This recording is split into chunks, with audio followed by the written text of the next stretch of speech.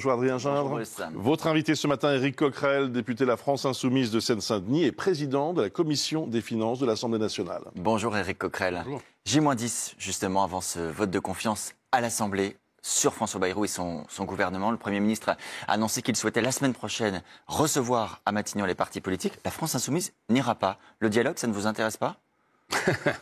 Le plan de sauvetage de François Bayrou, non, ça ne nous intéresse pas. C'est-à-dire faire mine de négocier avec François Bayrou sur quelque chose qui n'est pas sur la table, puisqu'il l'a dit lui-même, il n'est pas question de revenir sur les grandes lignes de son budget d'austérité. Mais il a dit aussi qu'il était prêt à discuter du contenu. Non, oui, non.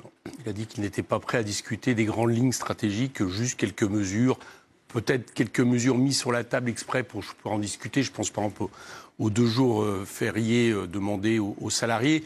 Donc tout ça n'a pas de sens. Et d'ailleurs, vous remarquerez, j'ai cru comprendre que, y compris les groupes qui vont y aller, disent que ça ne changera pas leur avis. Le 8 septembre, François Bayrou va tomber, le gouvernement François Bayrou va tomber, et avec lui son budget. Donc ce serait une perte de temps pour vous d'y aller. Je précise que les écologistes ont également dit qu'ils n'iraient pas. Oui. En revanche, les socialistes doivent répondre aujourd'hui. Qu'est-ce que Oui, vous avez oui. envie de leur dire ?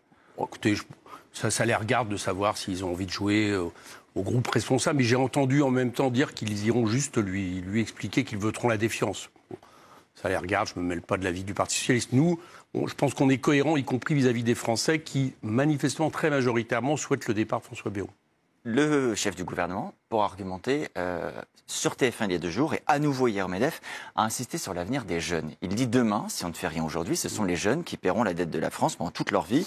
Et je le cite, tout ça pour le confort de certains partis politiques et pour le confort des boomers qui considèrent que tout va bien.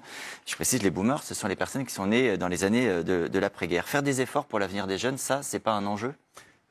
Pour l'avenir des jeunes, moi je serais François Bayrou, j'arrêterais de faire du catastrophisme et d'appeler à la pression des marchés pour faire en sorte de sauver son gouvernement. C'est ce qu'il est en train de faire. Quand je dis catastrophisme, c'est pas tant que la dette n'a pas d'importance, surtout quand elle a été creusée pour faire des cadeaux fiscaux aux plus riches et non pas pour investir. Donc ça me regarde. Mais ce coup-là, c'est-à-dire d'en appeler à la dette, d'exagérer le danger de la dette pour en réalité attaquer l'État social, la protection sociale, vous n'êtes pas inquiet etc. de ce qui se passera demain. Comment ? Vous n'êtes pas inquiet de ce qui se passera demain. Je suis inquiet de ce qui se passe demain pour le pays. Voilà. Et qui est notamment dû à la politique économique et sociale et écologique depuis 2017, M. Macron. Si vous voulez, je suis plus inquiet quand je vois qu'il y a 1,2 million de pauvres de plus dans ce pays et que maintenant on parle de plusieurs milliers de jeunes sans abri.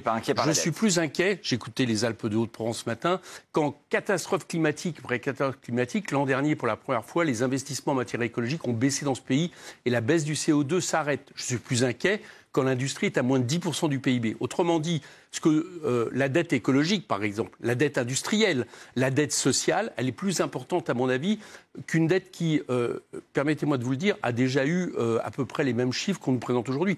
Savez-vous combien était la charge de la dette en 2007, par exemple ? Ça vous fait effectivement une différence. 2,7% du PIB. Déjà à l'époque, alertait sur la dette. Bien sûr, et M. Fillon nous avait déjà fait le coup, on était au bord de la faillite. Tout ça, à chaque fois, pour justifier une politique de casse sociale. Donc ça ne marche pas. Et surtout, je le répète là-dessus, c'est une très mauvaise action vis-à-vis du pays, parce qu'à force, on va commencer à inquiéter des marchés qui, pour l'instant, ne sont pas inquiets du tout. La caisse sociale, elle sera évoquée dans 20 minutes par les syndicats qui se réunissent tous pour discuter d'une éventuelle journée de mobilisation commune. On a déjà une certitude, ce ne sera pas le 10 septembre, pas la journée de la mobilisation bloquons tout, notamment parce que la CFDT, entre autres, ne veut pas s'y associer. Vous le regrettez ?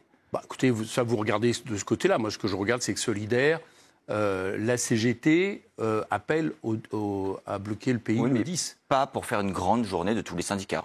Non, peut-être pas l'intersyndical. La CFDT ne le souhaite pas, mais en tout cas, moi, je prends déjà comme un appui le fait que cette mobilisation transpartisane, cette mobilisation citoyenne qui marche, je peux vous assurer qu'il y a une AG à l'Assemblée Générale hier à Paris, plus de 500 personnes qui s'est tenue, donc manifestement ça fonctionne, soit soutenue par les syndicats. C'est par exemple assez différent, je vous fais remarquer, du début du mouvement des Gilets jaunes, où les syndicats ont mis du temps. Là, cette fois-ci, les principaux syndicats, on va dire, mobilisateurs, d'accord, embrayent, et je trouve que c'est positif. Vous souhaitez toujours une grève générale, comme l'avait dit Jean-Luc Mélenchon ? C'est toujours ça l'objectif ? Le 10, oui, bien sûr, je souhaite que le pays s'arrête.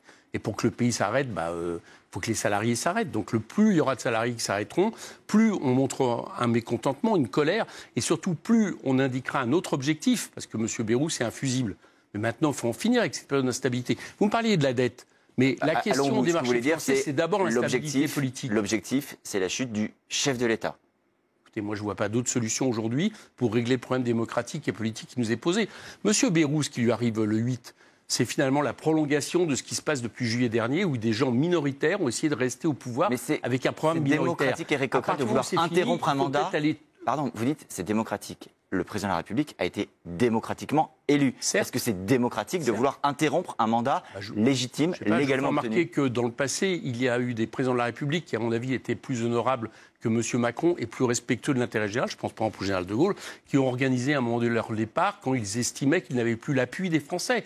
Donc M. Macron devrait réfléchir pour l'intérêt du pays. C'est lui qui est dans la situation de blocage, qui a organisé une dissolution, dont on pense à inquiéter les marchés financiers, qui, après, n'a pas voulu respecter le suffrage universel et qui veut, coûte que coûte, imposer sa politique en faveur des riches. Bon, tout ça ne marche plus, qu'il en tire les conséquences. Voilà, je pense que le meilleur service à rendre, c'est la démission si on n'obtient pas la destitution. Parce que, de toute façon, le retour au peuple va être nécessaire. Moi, je nous vois mal tenir 1 an et demi comme ça encore, dans une période internationale, en plus, qui réclame, j'allais dire, une certaine stabilité politique et une voie politique choisie par les Français. Si démission, destitution, bon, scénario hautement improbable aujourd'hui, mais explorons-le, ça veut dire nouvelle élection présidentielle, ça veut dire Jean-Luc Mélenchon, candidat. Ah là, si les élections ont lieu demain, incontestablement, oui. Pour moi, oui, bien sûr. Avec un soutien de la gauche qui est totalement inexistant. Avec un soutien, écoutez, déjà, il y aura un soutien des insoumis, manifestement. Et de ce que dans le rapport de force à gauche, c'est quand même pas négligeable. Vous avez peut-être entendu qu'en cas de dissolution, c'est-à-dire nouvelle élection législative des députés, le président des députés PS actuel, Boris Vallaud, dit qu'un accord sur le programme, sur le fond, entre PS et LFI, ne paraît pas concevable. Ce sera donc chacun pour soi. J'ai entendu que je suis content que vous disiez ça, parce qu'on nous dit... vous êtes pour la désunion, mais depuis quelque temps, c'est le Parti socialiste qui rompt les accords qu'on a eu à Néqueux depuis le NFP. En ne votant pas l'ascension de M. Bayrou en février dernier. Vous aimeriez, vous, aujourd'hui, un accord avec les socialistes ? Programme. Comment ? Vous aimeriez, vous, aujourd'hui, un accord avec les socialistes ? Moi, ce que je veux, ce que je souhaite, c'est un accord sur une base de programme de rupture de tous ceux qui restent fidèles au programme du NFP. Si les socialistes étaient fidèles au programme du NFP, moi, ça m'irait très bien. Malheureusement, ce n'est plus le cas. Et effectivement, ça change la donne. Ça veut dire que, par exemple, un Premier ministre de gauche qui serait un socialiste, je ne sais pas, prenons un exemple, Olivier Faure à Matignon, qui permettrait de mener une politique de gauche, pas insoumise, mais de gauche, vous diriez oui ou vous diriez non ? Écoutez, il y a deux solutions. Soit c'est pour mener le programme du NFP, c'est un programme de rupture qui a une cohérence, qui est la seule chose qui est logique face à la politique d'offre et de compétitivité que nous vivons. Et dans ces cas-là, je ne vois pas pourquoi les Insoumis n'en feraient pas partie, voire en serait le Premier ministre. Nous sommes leur principale formation. Oui, si c'est pas ça, vous ne croyez pas qu'on va faire une carte, j'allais dire un chèque en blanc à des gens dont on ne sait pas quelle politique ils vont adopter et on ne sait même pas s'ils ne vont pas chercher un compromis avec M. Macron. Voilà, donc c'est ma réponse. Dans ce cas, ce sera non. Merci beaucoup Éric Coquerel, merci Adrien Jeanne.